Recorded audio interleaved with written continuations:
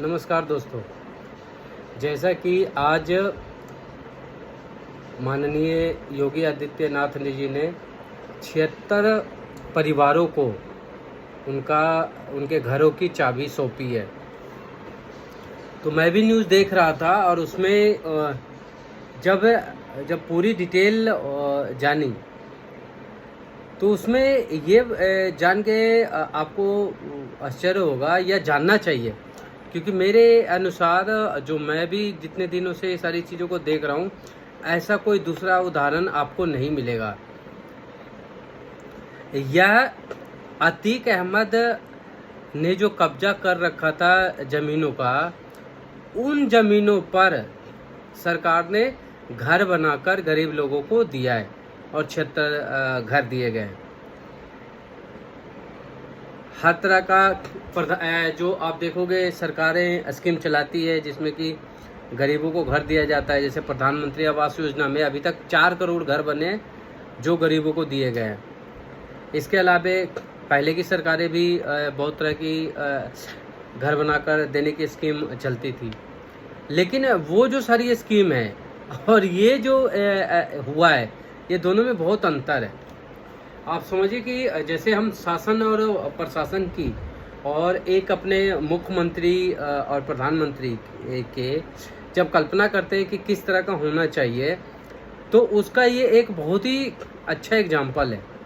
जैसे कि सबसे पहले हम समझते हैं कि कुछ जो माफिया हैं, कुछ जो एक तरह से आतंकवादी है, उन्होंने क्या है एक क्षेत्र पे अपना इस तरह का भय और आतंक का माहौल बना के रखा हुआ था और ऐसा वातावरण बना रखा है कि वहाँ एक आम आदमी उनसे लड़ने की हिम्मत नहीं कर सकता।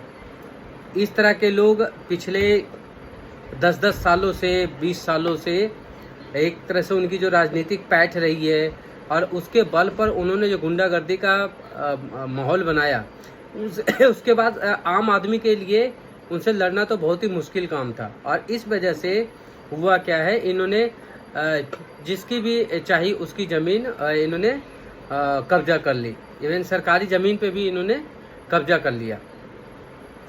अब इससे क्या होता है कि आम जनता में एक मैसेज चला जाता है कि यार ये, तभी उनको कई तरह की उपाधि दे दी जाती है। जो आपने सुना होगा कि उनको बाहुबली कहा जाने लगा, जबकि ये बाहुबली जो बोलने का कॉन्टेस्ट होता था वो ये होता था कि भाई इनका कोई कुछ कर नहीं सकता, ना सरकार कुछ कर सकती है और ना पुलिस प्रशासन इसका कुछ कर सकता है।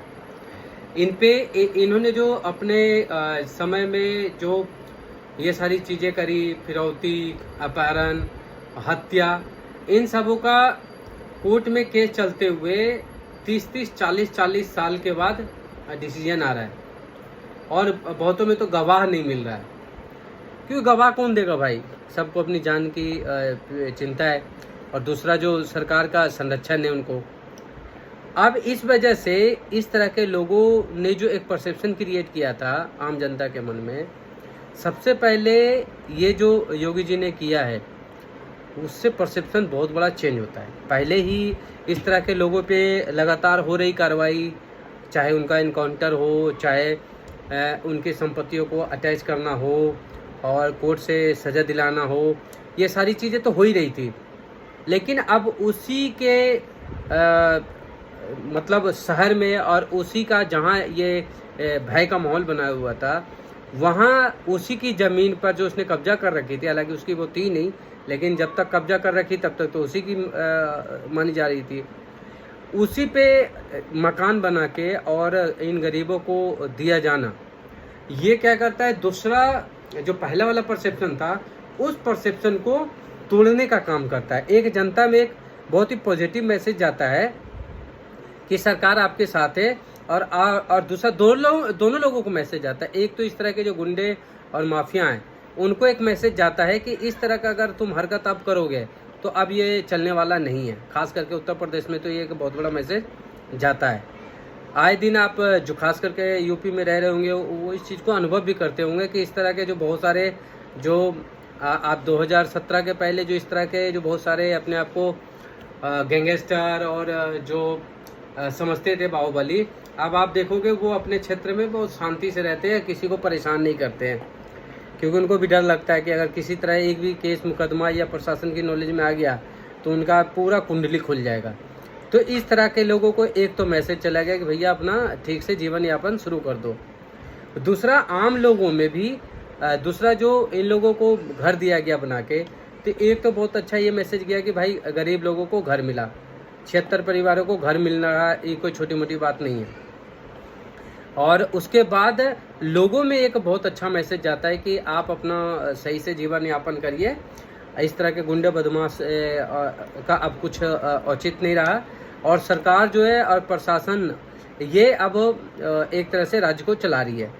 तो ये दोनों लॉ एंड ऑर्डर की सिचुएशन भी इससे बताता है कि हाँ भाई कानून व्यवस्था की स्थिति बहुत सही है, आप अपना अच्छा से व्यापार कीजिए, अच्छा से रहिए।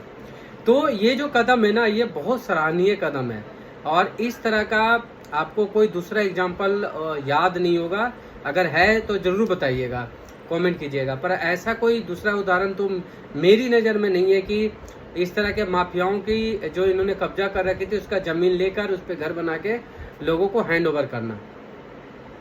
थोड़ा सा मुझे नेशनल मीडिया से ये रहा, और सोशल मीडिया से भी एक मैं अनुरोध करूँगा कि इसमें तो नेशनल मीडिया भी क्या है, बाकी सारे मुद्दों पे लग जाता है, और इस तरह के जो पॉजिटिव न्यूज होते हैं ना उस पर ज़्यादा डिबेट नहीं होती, या उसको उस तरह से बताया नहीं जाता। ये एक बस हेडलाइन बन के रह जाता है, और हेडलाइन पे ज़्यादा किसी की ध्यान जाती नहीं है।